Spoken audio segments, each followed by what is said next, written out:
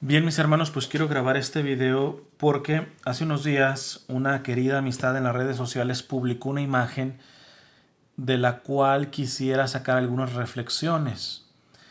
Esta es una imagen que ciertamente al verla para mí es ofensiva, pero evidentemente lo entiendo porque esta persona es evangélica pentecostal, si no mal recuerdo, pero es de una denominación de que no les basta pues no estar de acuerdo con la Iglesia Católica, sino inyectan una fobia, un rechazo, un odio en contra de todo lo que signifique Iglesia Católica. De hecho, esta persona yo la conocí siendo católica, ¿no? Pero bueno, le perdí el rastro, después nos volvemos a contactar y al saber esto, pues pudimos hablar un poco cuestiones de fe, pero esta persona y algunos familiares se terminaron cerrando al diálogo como tal e inclusive se fracturó por un tiempo la amistad. Se pudo recobrar la amistad y pues en común acuerdo pues no se iba a tratar cuestiones de fe. Ciertamente, pues ganas no me faltaban de poder comentarle a esa publicación, a esta amistad. Pero, pues pensé de que mejor grababa un video y aunque esta persona lo pueda ver, no es una video respuesta para esta persona, sino agarro esta imagen como pretexto para poder hacer una reflexión que pueda ayudar tanto a católicos como a protestantes evangélicos bien intencionados, porque de antemano una persona que ya tiene fobia y que no está abierto al diálogo, pues así le explique las cosas con peras y manzanas, no te va a entender, está cerrada, ¿eh? Está infectada, en este caso, por un virus catolifóbico. Entonces, miren, esta es la imagen. Evidentemente es ofensiva porque es la imagen de la Virgen de Guadalupe tachada, ¿no? Yo no sé si a esta persona o cualquier persona que pueda estar viendo esto le gustaría que manipularan la imagen de un ser querido, así le faltaran el respeto, la tacharan y todo eso. Y esto no es nada. Uno ve en las redes sociales todavía unas faltas de respeto que en la edición de imágenes católicas por parte de evangélicos protestantes con tinte catolifóbico. Siempre subrayo eso, porque hay evangélicos serios y respetuosos. Yo no creo que les agradaría ver así la imagen de un ser querido, porque tú dirías, mira, es mi ser querido, yo lo quiero mucho, si a ti no te digo que te tiene que caer bien, no te digo que lo ames, etcétera, pero respétalo, nada más eso, respétalo. Pues parece que hay ciertos evangélicos y protestantes que no pueden tener un mínimo de respeto. Nadie les está diciendo que crean en la Virgen de Guadalupe, que le den veneración, no adoración, porque los católicos no la adoramos, veneramos, que es diferente. No le estamos diciendo eso, o al menos yo no soy de esos. Pero lo único que uno dice, bueno, un poco de respeto, ¿eh? Pero bueno, vamos a pasarlo, eso, y vamos a quedarnos con la frase. Dice, ella no tiene poder. Ella no tiene poder.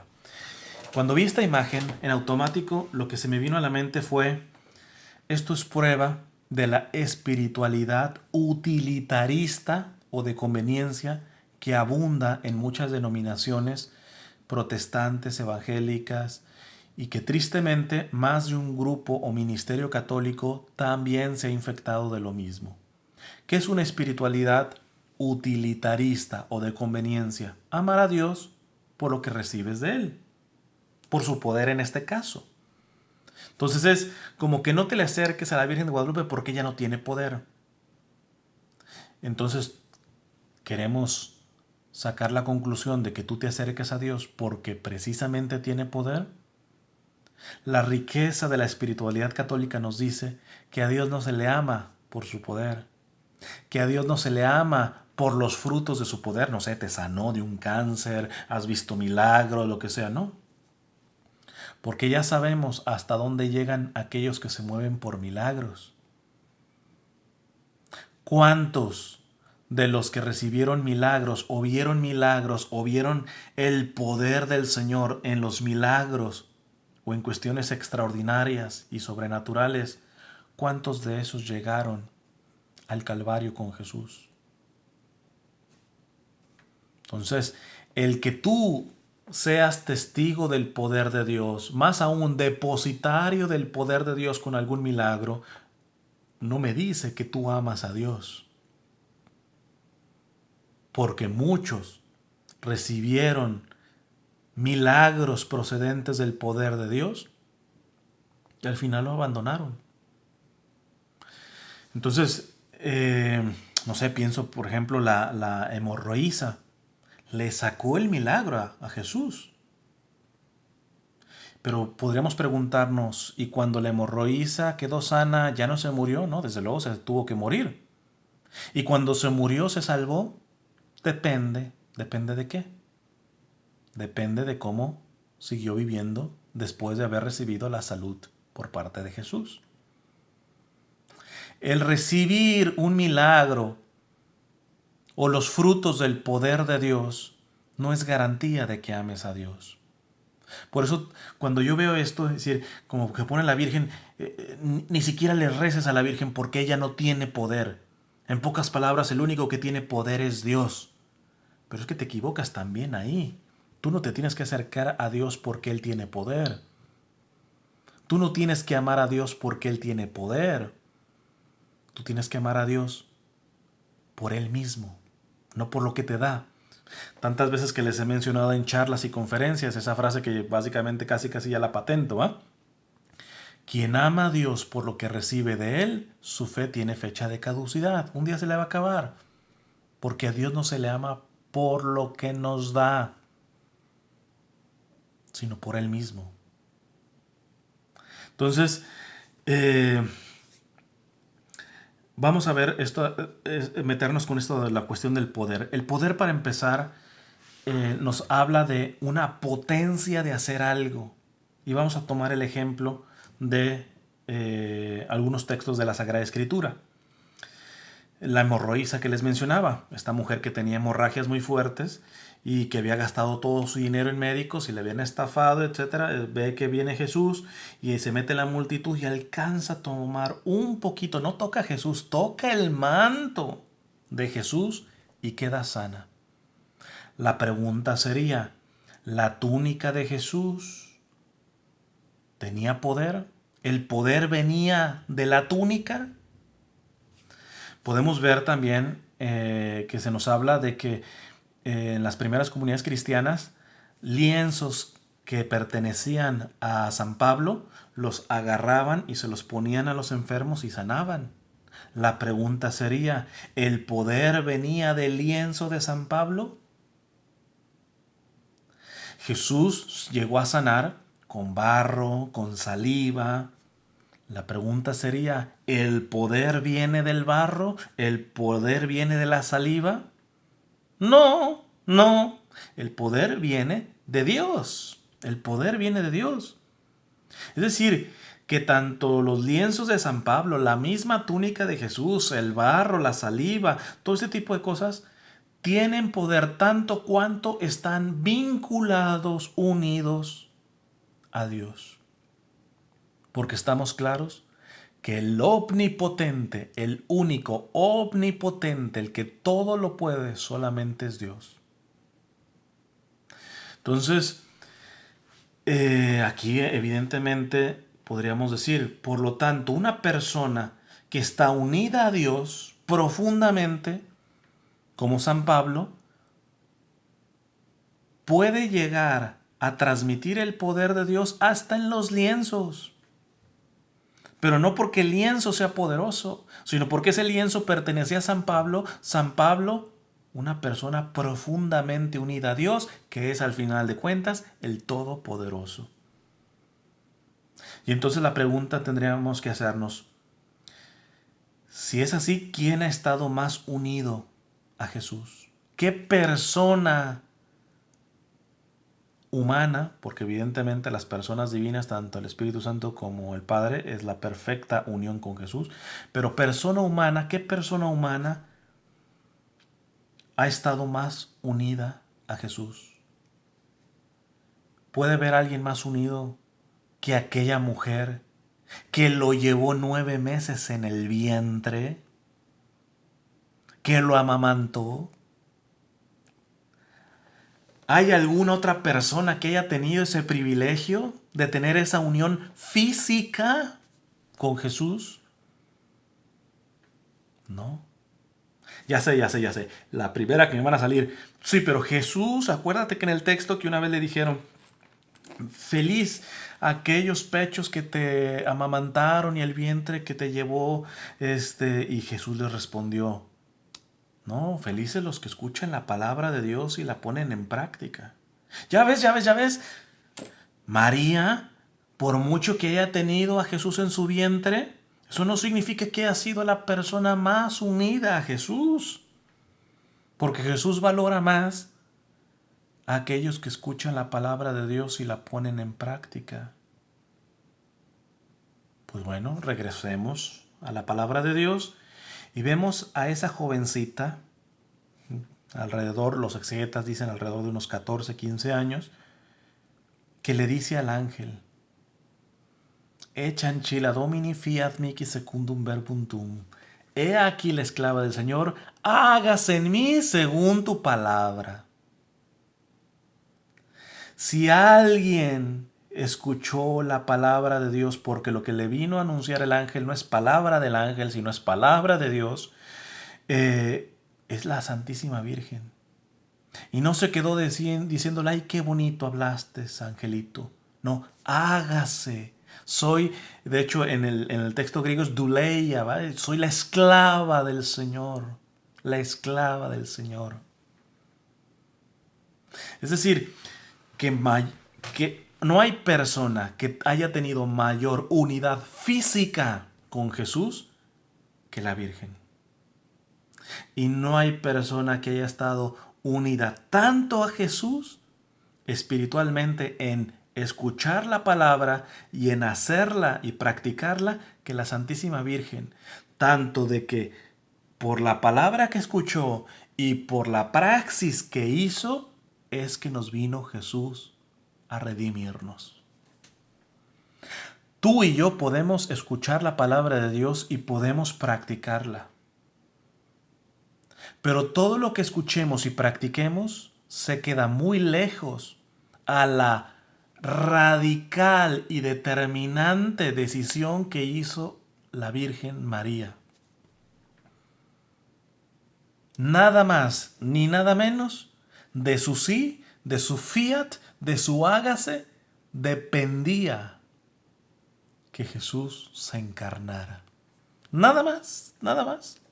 Digo, no sé si se te hace poca cosa. No sé si es cualquier cosita. No se hizo la voluntad de Dios, pero como cualquier otro, no, como cualquier otro, no, compadre. Porque tú y yo no hemos tenido sobre las espaldas la decisión de que la segunda persona de la Trinidad se encarnara, entrara en tiempo y espacio, gracias a tu sí, gracias a tu hágase, como lo hizo con la Virgen. ¿Alguien ha estado más unida con Jesús físicamente, espiritualmente, que María? No. Entonces, ¿María tiene poder por sí sola? No. Ya vimos que el poder de los lienzos de San Pablo no era ni porque era San Pablo, sino porque San Pablo está unido a Jesús.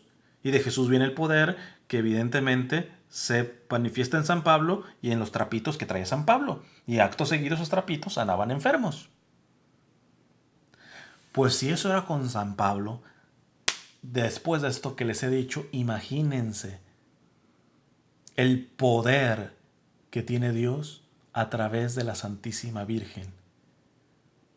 Pues no hay persona que haya estado unida de manera más perfecta, física y espiritualmente a Jesús como ella.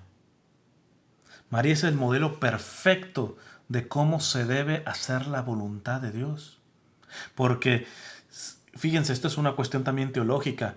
Jesús son varias cuestiones cómo está unido en la Trinidad, sobre todo con el Padre. Pero Él nos manifestó en su vida pública de que dependía de hacer la voluntad del Padre. Es decir, la unidad de Jesús con el Padre era porque Jesús en todo siempre hacía su voluntad, la voluntad del Padre. María en todo siempre hacía la voluntad de Jesús. De ese grado es la unidad. De ese grado es la unidad. Pero evidentemente alguien me dice, ok, pero eso fue en la tierra. María ya está muerta. Ella no puede interceder. Para empezar sería muy largo porque tendremos que entrar en el tema de la intercesión de los santos y de la comunión de los santos, que hay gente que no ve la relación en las dos cosas. Les voy a dejar en la descripción un curso que no está terminado, pero ya tiene algunos videos para que se vayan orientando sobre esto de la intercesión de los santos. Se los dejo en la descripción, véanlo, porque no voy a explicarlo aquí para no alargarme, ¿va? Solamente voy a decirte dos cositas. Ciertamente, cuando se habla de la intercesión, se dice solamente hay un intercesor hacia el Padre, que es Cristo. La palabra de Dios dice que solamente hay un mediador. Primero, equiparan intercesión a mediación. Y es una cuestión que vamos a dejarla, suponiendo que sea la misma cosa. Ok, listo. Y entonces, ¿cómo dice la palabra? Que solamente hay un mediador hacia el Padre, que es Cristo. Ok. Pero entonces, ¿cómo procesamos aquello que dice la Sagrada Escritura de que oremos los unos por los otros? Porque eso lo dice la Sagrada Escritura. Tan es así que los mismos protestantes y evangélicos oran los unos por los otros. Y oran porque ellos tienen poder. No. De hecho, muchos evangelios me han dicho, no es así. Yo no oro porque tenga poder. El poder me viene de Dios. Yo no soy el poderoso. Si estoy unida o unido a mi Señor, por lo tanto, puedo interceder por mis hermanos ante Jesús. Pedirle en el nombre de Jesús, que es el único mediador al Padre. Aquí empezamos con los términos. A ver, me estás diciendo que solo hay un mediador y uno es uno. Y en el momento que tú dices que tú puedes orar por otros, aunque sea aquí en la tierra, porque ciertamente es lo que siempre te dicen, sí, pero puedes interceder mientras estás vivo. Bueno, listo, dejémoslo aquí. Pero me estás diciendo que sí puedes interceder, entonces no hay solamente un intercesor. También eres tú. También eres tú. Segunda cosa. La unidad que se puede lograr aquí con Jesús es limitada. Mínimo por espacio y tiempo, ¿no? Pero sin embargo podemos decir que hay personas que llegan a una unidad aquí en vida con Jesús de una manera tan profunda. Personas que verdaderamente se muestra la santidad en sus acciones, en su palabra, en lo escondido, en lo público, que realmente son personas santas. ¿Me quieres decir que cuando se muera esta persona, esa unión que tiene con Jesús aquí en la tierra y por la cual podía interceder por otros, se corta? O sea, la unidad lograda aquí en la tierra, aunque sea de manera imperfecta, pero lograda aquí en la tierra, una vez muriendo, ¿se corta? Eso es blasfemia. Eso es decir que la muerte tiene poder sobre la unión que tienes con Cristo. Y sobran los pasajes bíblicos, sobre todo paulinos, en donde te dicen que nada nos puede separar del Señor. Es decir, que si estás unido al Señor, nada, ni en la vida ni en la muerte, podemos separarnos del Señor. En vida o muerte somos del Señor. Es decir, que si tú podías interceder por tus hermanos mientras vivías, no por tu poder, sino por estar unido a Dios, porque eso me han dejado claro varios evangélicos, que una persona que está en pecado, que está alejada de Dios, no puede interceder por los otros. Tienes que estar convertido, tienes que estar con Dios y por lo tanto, por esa unión, tú te vuelves un canal de gracias también para esa gente por la cual estás intercediendo. Evidentemente aquí hay tantas denominaciones que podrá haber denominaciones que digan otra cosa, pero estoy diciéndote de las que más o menos he hablado en el pasado con ellas. Entonces, ¿cómo es posible que aquí, en donde estamos limitados a tiempo y espacio, La unidad a la que alcancemos a llegar con Jesús nos alcanza para interceder por nuestros hermanos de aquí la tierra, y después, brincando el charco, la muerte rompe eso. Rompe eso. Y la muerte no lo puede romper. Más aún, el que muere unido a Cristo puede hacer muchísimo más ahora, porque ya no está sujeto a espacio y tiempo. Ya no está sujeto a ciertas realidades que nos limitan en ser ese puente para con nuestros hermanos. Está claro que el único puente, la única vía hacia el Padre es Cristo. Pero espérate, hay una vía para llegar a Cristo. Yo sé que aquí no van a estar de acuerdo, pero evidentemente yo como católico lo creo fervientemente. El camino perfecto hacia el Padre es Cristo. El camino perfecto para llegar a Cristo es María. E inclusive pongo un ejemplito. Es una analogía, si quieren un tanto superficial, pero para que se entienda. Si la unidad con Cristo depende de hacer su voluntad y tú quisieras hacer las cosas como Cristo las ha hecho, que eso es básicamente trabajar en santidad, la santidad es asemejarse a Cristo. Si Cristo llegara a mí en taxi y ahora yo tengo que ir hacia Él, hombre, yo tengo carro. ¿Para qué taxi? Pero no sé ustedes, a mí me entraría. Si por alguna razón Jesús quiso venir, usar el taxi, algo tendrá el taxi. En su sabiduría, yo quizá no lo puedo entender. Yo digo, bueno, pues más rápido en mi carro, que voy a andar pidiendo un taxi. La manera por la cual Jesús quiso llegar a nosotros es por María. Algo, de algo servirá a la Virgen Santísima para poder llegar a Jesús. Si Él la eligió para llegar a nosotros, a lo menos, hipotéticamente, a lo menos por una lógica básica, hay posibilidades grandes de que ella sea un excelente medio para llegar a Jesús, si Jesús a través de ella nos ha llegado a nosotros. Entonces, ahora, vamos cerrando esto. Yo entiendo que un protestante, que un evangélico no entienda o no quiera entender o tenga sus argumentos, etc. Pero lo único que yo les digo es respeto, respeto. O sea, nadie te está poniendo u obligando, a no menos católicos oficialmente, a que veneres a la Santísima Virgen, porque te repito, no la adoramos, la veneramos, que es diferente, pero ya sería otro tema si lo empiezo a desarrollar. Entonces, hazme el favor de no faltarle el respeto a la madre de aquel que tú dices amar y servir y hacer su voluntad, que es Jesucristo.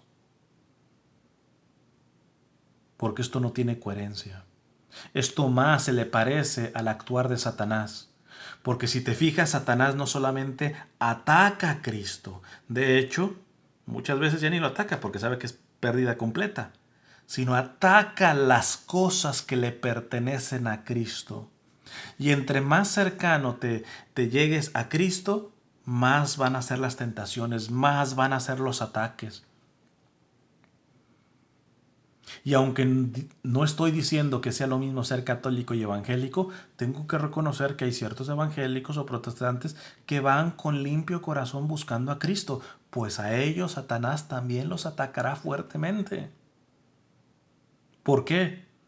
Porque entre más te acercas a Cristo, en automático te unes más a Él, y al estar unido a Él, su poder puede trabajar en ti y a través de ti, lo que le llamamos causas segundas, ¿verdad? Entonces, no hay persona humana que haya estado, que esté, porque está hoy, aquí y ahora, está más unida a Jesús en todos los sentidos que la Virgen María. No hay persona humana con mayor unidad con Jesús que la Virgen María. Sí, ciertamente, ella no tiene poder. A quien sirve ella la esclava del Todopoderoso, eso le da poder. Eso le da poder, que no es su poder, es el poder de su Hijo. Muy seguramente esta persona que puso esto ni siquiera es mexicana, posiblemente ni siquiera conoce, o sea, puede conocer la historia de la Virgen de Guadalupe, les digo que fue católica, pero quizá no sabe a profundidad lo que implicó la aparición de la Virgen de Guadalupe. El centro de la imagen de la Virgen de Guadalupe no es la Virgen, es Jesús. ¿Dónde está Jesús? Pues me alargaría mucho en explicárselo. Si alguien está interesado, entre a YouTube y vea charlas de Monseñor Eduardo Chávez. Ahí se va a enterar un tanto. Cómo el acontecimiento guadalupano es cristocéntrico por todos los lados. Hasta por el mismo mensaje en el Nican Mopowa. Ella viene a darnos a su amor persona, en lenguaje indígena, a Jesucristo, a lo más grande que Él tiene. Pongámoslo de manera bíblica. En las bodas de Caná, hagan lo que Él les diga. Y evidentemente, a partir de esto, sí les tengo que pedir una disculpa a los protestantes y evangélicos por los malos católicos que les han escandalizado, porque hay que decir, si hay católicos supersticiosos, si hay católicos que creen que el poder de la Virgen es en sí mismo de la Virgen, tiene una relación supersticiosa, pero pues les digo, ahí disculpan, primero no es la posición oficial de la Iglesia, y segundo, habemos varios que tratamos de estar educando y catequizando al respecto. Si ven mis charlas, verán que continuamente les digo a mis hermanos católicos, si tú te dices amar profundamente a la Virgen, rezar el rosario, venerarla, no adorarla, venerarla, tener muestras de cariño para con ella, lo que sea, y no estás parando con Jesús, revísale porque tu devoción a ella hay algo chueco ahí. Alguien que me salga muy mariano y no termina muy cristiano, hay algún problema.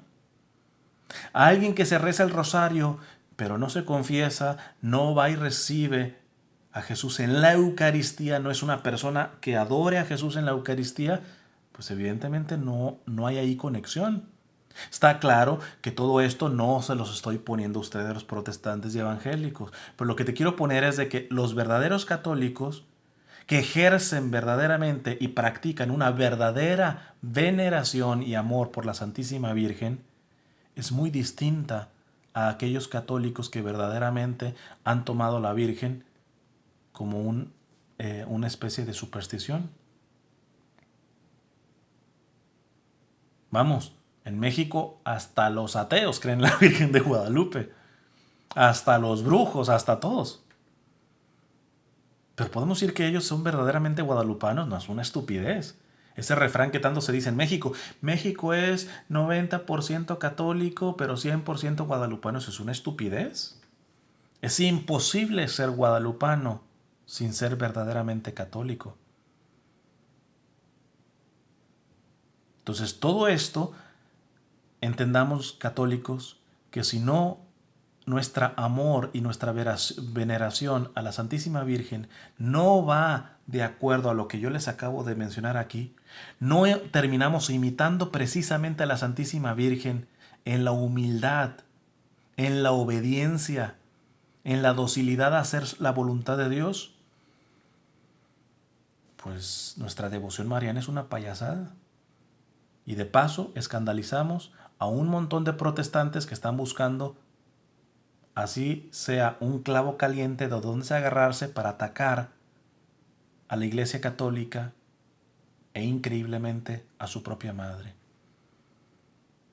A su propia madre. Lo cual les digo es un acto satánico. porque Satanás no solamente odia a Jesús, sino todo lo que está unido a Jesús. Y ya les demostré que no hay persona que tenga más unidad con Jesús que la Santísima Virgen. María es la que enseña, en última instancia, de que a Dios no se le ama por lo que se recibe de Él, sino por Él mismo. María no amaba a Jesús. María no amaba a Dios por su poder, sino por Él mismo. Y por eso le pudo decir: he aquí la esclava del Señor, hágase en mí según tu palabra. Que Dios les bendiga.